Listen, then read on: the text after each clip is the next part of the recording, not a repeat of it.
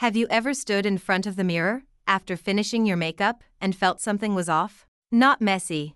Not wrong. Just not you. You followed the tutorial. You used the same products. You blended longer than they did. And still, the reflection didn't match what you imagined. That moment, when you tilt your head, change the lighting, step back, step closer. Most people don't talk about that moment. Because it's quiet, and personal, and uncomfortable. So instead, a thought shows up. Maybe I'm just bad at makeup.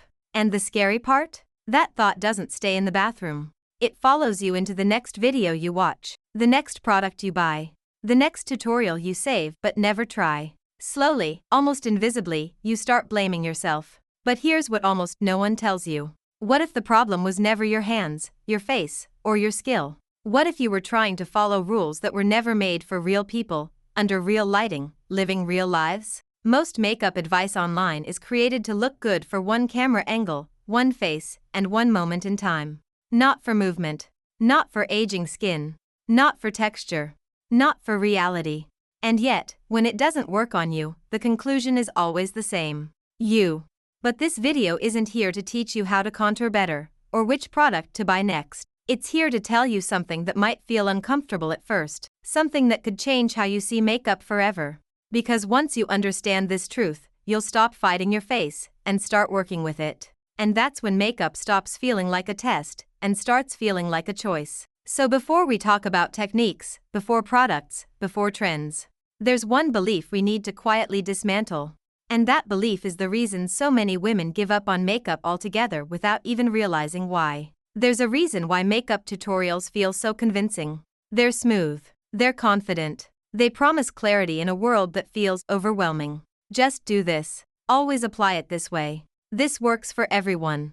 But here's the uncomfortable truth. Most makeup tutorials are not teaching you makeup. They're teaching you performance. They're filmed under controlled lighting, on carefully prepped skin, often on faces that already fit what the beauty industry calls balanced. And that alone changes everything. Because what you see on the screen is not how makeup behaves in real life. It's how makeup behaves when nothing moves, nothing creases, nothing sweats, and nothing ages. The camera flattens texture.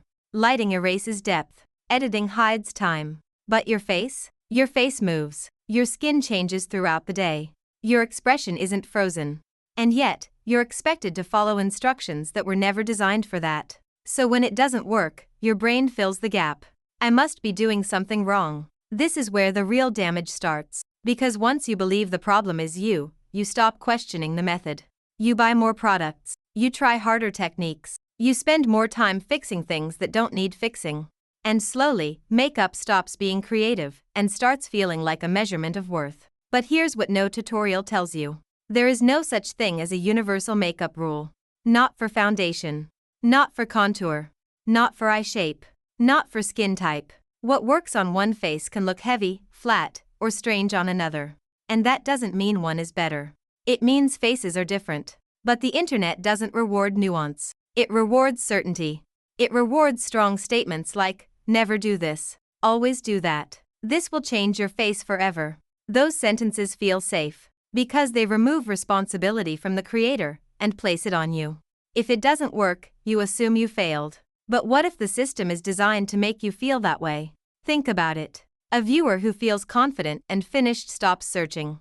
A viewer who feels confused and inadequate keeps watching, keeps clicking, keeps buying. So the advice becomes louder, simpler, more absolute. And reality gets ignored. Which brings us to the quiet truth most women sense but never say out loud. Makeup doesn't fail you instantly. It fails you slowly. Through tiny frustrations. Through small disappointments. Through the feeling that no matter what you try, something is never quite right. And when that happens long enough, you don't just doubt your skills, you start doubting your face. At some point, almost every woman reaches the same conclusion. Makeup looks beautiful.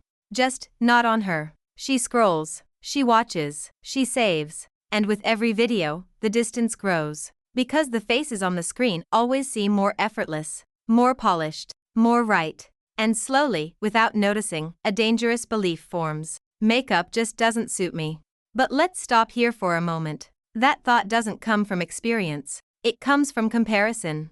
And comparison is never neutral.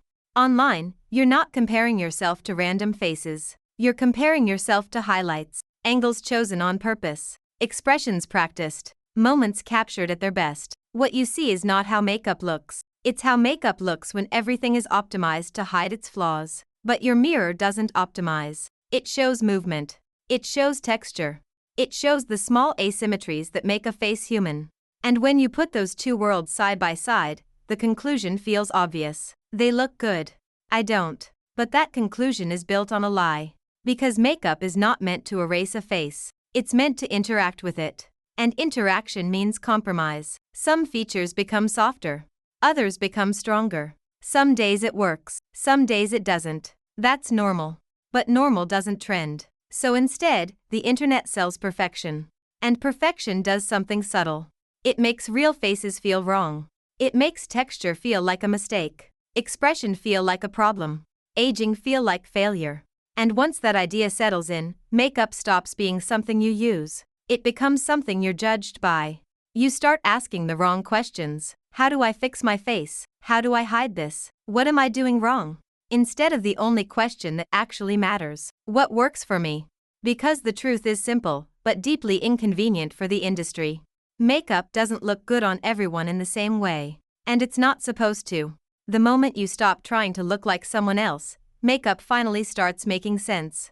But most people never reach that moment. Because they're too busy chasing a version of beauty that was never real to begin with. So here's the truth. You were never bad at makeup. You were just taught to believe there was a right way to have a face, a right texture, a right symmetry, a right outcome. And anything outside of that felt like failure. But makeup was never meant to be a test you pass or fail.